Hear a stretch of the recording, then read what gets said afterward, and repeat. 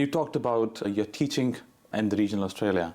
How has the education, the methodologies of teaching, so there are two parts to the question. Part one is, how was your experience teaching in the regional Australia?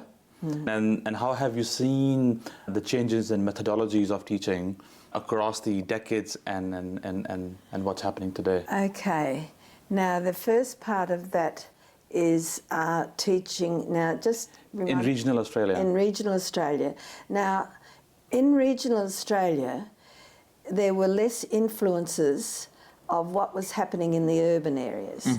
And so family and hard work and across all the regional areas, from the townspeople to the contractors to the ownership and the responsibility of growing food. So that was all happens in the regional areas. And in some regional areas, it's not about growing food, because in the Kimberley, I was teaching on the edge of the sandy desert, and that was a wonderful experience, absolutely wonderful experience. Now, the essence of teaching for a teacher is, one, to enjoy teaching. The next factor is not only should you enjoy teaching, but you should actually like to learn. So I'm still learning, and every time and then I think, what have I learnt today? You have to think about that. Now, the methodologies have changed, because the fundamental area of learning is, yes, to create an environment in which children can learn and learn at their own pace and value all the different areas of their physical, emotional, their social, their intellectual areas at their own pace, so that they enjoy that concept of learning.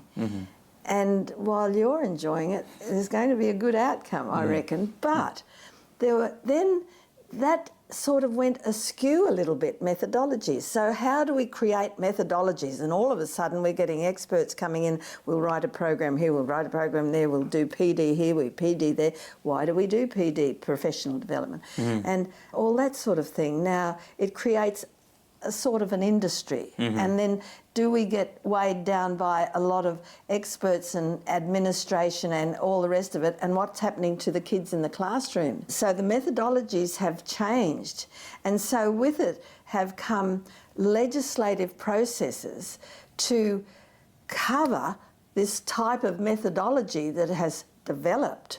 And where are we going? To the grassroots? Because even within a group of a schoolroom where the children are learning through that environment, there have to still be guidelines.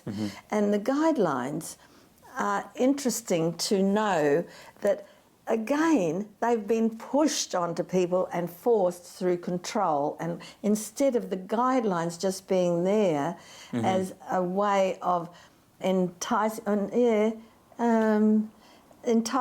or encouraging a child to learn. So a child can't learn in an environment where there's massive noise, for instance. You just know that. Or disruption. Well, what's happening now? Yes. I can ask you the questions now, dear. You're right. That's good.